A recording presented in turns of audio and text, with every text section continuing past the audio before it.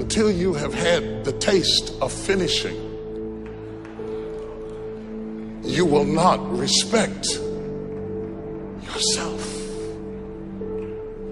Until you follow through, until something is done, come hell or high water, tears and struggles and pain, and you go through it anyway, and you show up and you continue to fight on no matter the circumstances.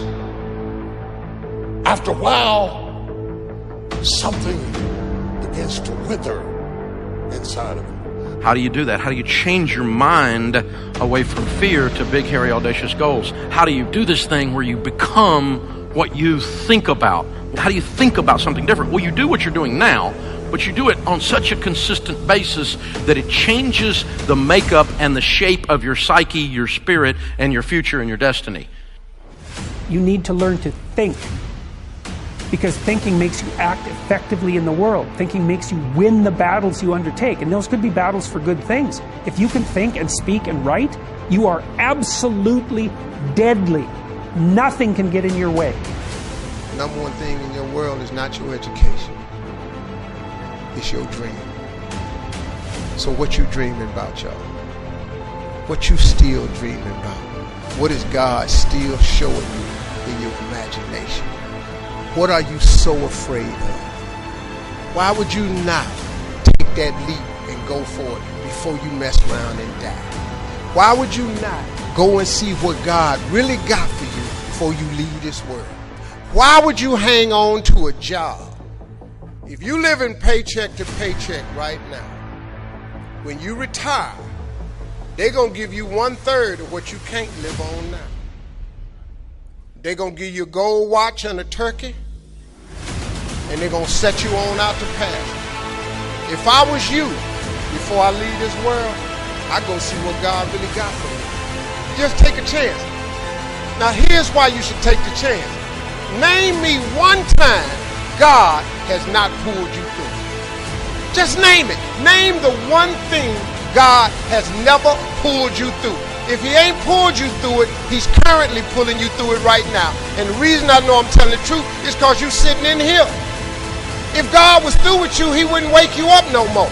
When he wakes you up is because he ain't through with you yet. He got something else for you. So why don't you go see what that is? Look, it's mostly black people in here. Why we keep living our lives like we still slaves? Why we got to live our lives like we owe them something? Man, you owe yourself something. Go be free. Go see what God got for you. Oh, Steve, that's easy for you to say. You rich. Hell, did you hear me? I lived in a car for 3 years. I took, on October 8th, I won $50. October 9th, I quit. How big a jump you want to take? You ain't even got to do that. A lot of y'all got savings. You may not have 3 years up, but you only need a little bit. Just jump. Go see what God got for you. Quit sitting here in your life posturing like it's okay. Quit funking the fake. Quit faking the funk. Quit got people thinking you something you ain't, man, when you really know you won't be something else. Some people quit because things are out of control. Nobody quits what you can control. But the moment you get in something where you don't get your way, or you get reprimanded, or you get corrected, or you go through this, or you go through that, or you go through the other, or it's bad conditions or bad circumstances, the first thing the immature mind says is, this is ridiculous, I quit. My self-esteem, even though I was building it up and I lost weight and stuff like that, I'm now around the most uncommon of uncommon people. And I'm like, my God, I'm here. Do I belong here? Do I belong here? So your mind has a good way of taking the path of least resistance. Whenever friction happens, friction causes growth. Whenever friction happens, that's why a lot of us don't have any growth, because when friction happens, we go the opposite direction. So in my mind, when friction happened, my mind said, oh, hey, man, let's get out of here. You're not real. You've lied your whole life. You come from this, you come from this, you can barely read. Those things, so whenever times got hard, my mind said, you're not good enough. Let's go. So my eyes, my mind weren't connecting. So how you combat that is this. I call it the cookie jar. You have to remind yourself. We all have a story. All of us have gone through very hard times.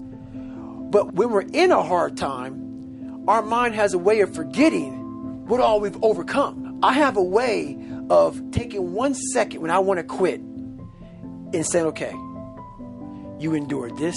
So I look at my life and how I came up as the ultimate training ground versus most people look at it as why? Woe is me. God, why? Why? I had to flip this upside down and say, hang on a second. God was training me to be one of the baddest men on the planet Earth. That's how, this was my journey. Because those things beat me, but they didn't kill me. You got to have a permeating attitude that you're going to win. You got to have a positive outlook. You got to be optimistic.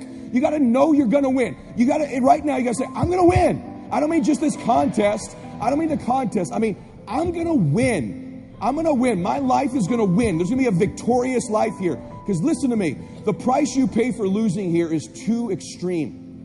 You have to carry the burden of failure the rest of your life. You carry that around with you if you fail here. The biggest thing that breaks my heart is you feel the spirit right now. And then when you get back, these dream stealers run into you. And they start to steal your dream. And you quit.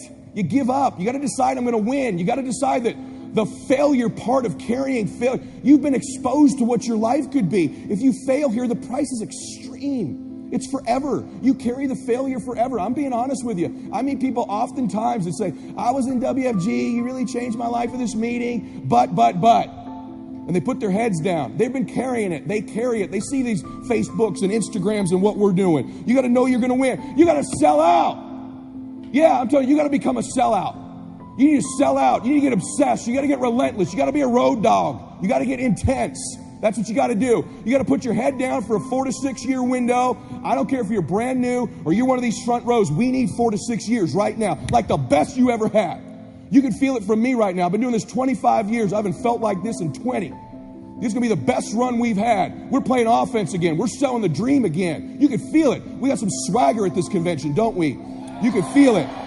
You can see the videos. We need your best. Let's go on a run. See, we're a family. We're a dysfunctional family sometimes, but we're a damn family. We don't always get along, but at the end of the day, we've done something great together. We've made history together. It's so funny we're talking about, there's nothing even remotely, there's not even something even 22% the size of WFG. It's hilarious that somebody you think that there's something like this. My God, this is a behemoth. This is the Lakers, this is the Yankees, this is the Celtics, this is the Dallas Cowboys, this is the Patriots. There's nothing like it in the world. There's some dream stealers. You need to look out for these 4. I don't want them to happen to you. You ready? Say yes. Dream stealer number 1 that'll take you out of here. Lack of confidence or faith. Lack of belief. It'll steal your dream. You got to know you're going to win. You got to have some faith. These people sitting around you right now, they're whispering to you, you could do this. I believe you. Just like when you were a little boy. Just like when you were a little girl. They've always believed in you. They've always known you were going to do something special. They always knew you were great. You need to know it. You need to take that God that's sitting there with you and those precious souls that have passed, that have always believed in you, and you carry them with you everywhere. They're with you anyway. Acknowledge them. If you don't believe that, honor them. Honor God. Honor these people who believed in you with your magnificent life. Honor them. Don't give in to lack of belief, lack of confidence.